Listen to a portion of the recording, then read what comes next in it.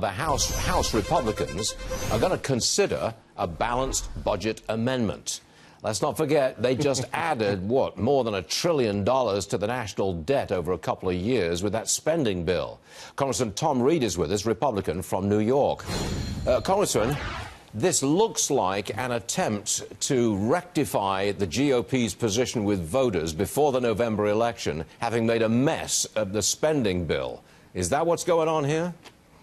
Well, you know, as I voted against both that budget agreement and that spending bill, the debt is an issue, and how they're addressing it from a political perspective may be the case, but at the end of the day, it's more substantive than that. You're talking about a balanced budget amendment, which we need in Washington, D.C. to get our house in order, because you can't any other way, these guys won't do it. But look, I don't know what steps you've got to take to actually pass a balanced budget amendment to the Constitution, but it is a decade's worth of work. You know that. It's not going to pass. Stuart, I agree. I mean, we can obviously start the process, but we need to do better on a short-term basis. That's why I'm a voice for fiscal sanity in Washington, D.C., and traditionally have stood lock and arm with the folks that recognize the debt crisis is upon us, and this national debt of $20 trillion has to get under control. And we had an opportunity to do it on the spending side, and we failed, in my opinion, with this bill that came through the House. Okay, Congressman, you're on the House Ways and Means Committee, I believe. That's the tax writing committee in the House. I want to talk about tax cuts round 2.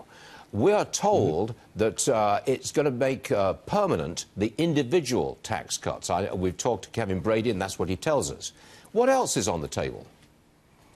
Well, you know, obviously, as we went through tax reform, and now we're seeing the rollout of the bill, there's some technical issues that need to be addressed, but fundamentally, the tax cuts number 2 is about locking in those individual rates. We agree with our Democratic partners. I go to the Democratic side and say, look, we agree with you. We should make these permanent for all of the individuals across America. And that argument that they're making, that they're going to stand with us to protect those individuals, let's hold them accountable to that promise. And I'll stand with them to protect those individuals, because I care deeply about protecting their pocketbooks. Are you going to come back a little bit on SALT? You know, the state and local taxes no longer deductible. Well, you know, that's obviously always a conversation, being from a high state tax state, that I'm open to have and willing to have. And we're so glad we got the $10,000 limitation, at least compromise position. And if we can build off that, I'm open to that conversation. How about the tax deduction for professional services, which used to be deductible but no longer is, and which is killing a lot of people?